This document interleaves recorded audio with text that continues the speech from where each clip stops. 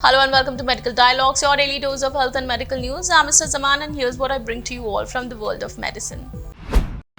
Fewer hospitalizations in home-based cardiac rehab patients. Patients who participated in home cardiac rehabilitation had fewer hospitalizations over 12 months than patients who participated in center-based cardiac rehabilitation, according to a Caser Permanente study published in JAMA Network Open. The study tracked 2,556 patients who participated in cardiac rehabilitation from 1st April 2018 to 30th April 2019.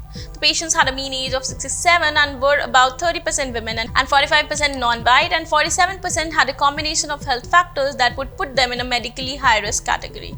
In the study, 48.5% of patients participated in home-based cardiac rehabilitation and 51.5% participated in center-based cardiac rehabilitation.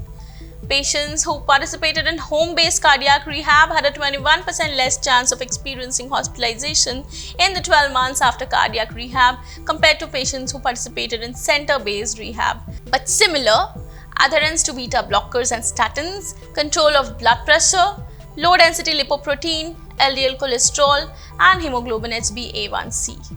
Patients who participated in home-based cardiac rehabilitation typically lived farther from the nearest available center-based rehab center. Patients who participated in home-based cardiac rehab were more likely to complete their program. The development of the universal flu vaccine for influenza A and B virus variants. A new universal flu vaccine protects against diverse variants of both influenza A and B virus in mice, according to a new study by researchers in the Institute for Biomedical Sciences at Georgia State University.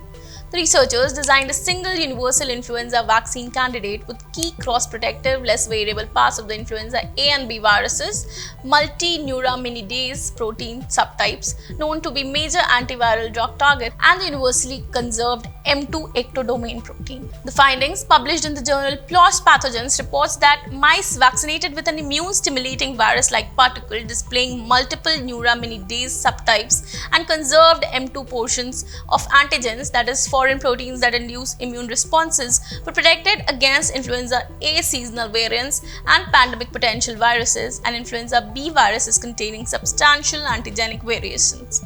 Vaccinating mice with this universal vaccine candidate induced broad neuraminidase inhibition, M2 ectodomain specific antibodies, and T-cell immune responses. Comparable cross-protection was induced in aged mice. The study warrants further testing of this unique universal vaccine candidate in ferrets, which have similar respiratory tracts to humans.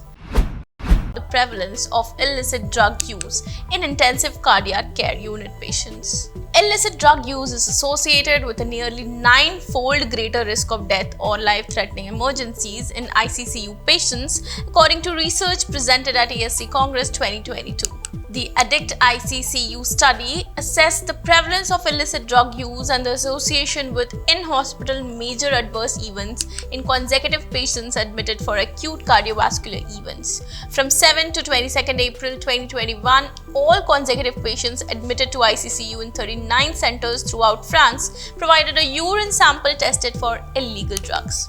A total of 1,499 patients were screened. Reasons for admission included myocardial infarction, acute heart failure, arrhythmias, myocarditis, and pulmonary embolism. 10.7% had a positive test for at least one illicit drug. Patients who used illicit drugs tended to be young, that is 33% of patients under 40 years of age were users compared with just 6% of those aged 60 years or above. During a median hospitalization of 5 days, 4.1% had a major adverse event. Illicit drug use was associated with an almost 9-fold odds of major adverse events after adjusting for comorbidities. After adjustment for age and sex, cannabis use was associated with a 3-fold odds of major adverse events, while cocaine was associated with a 5-fold odds. Of those using drugs, 28% took more than one type of drug. Multiple drug use was associated with a higher incidence of major adverse events than single drug use.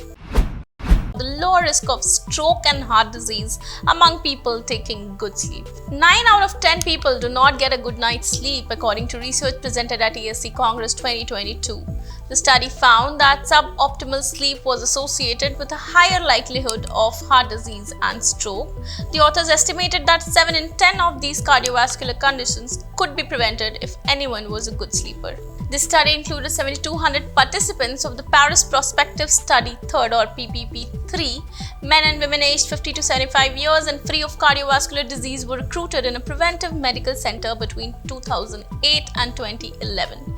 Participants underwent a physical examination and completed questionnaires on lifestyle, personal and family medical history, and medical conditions.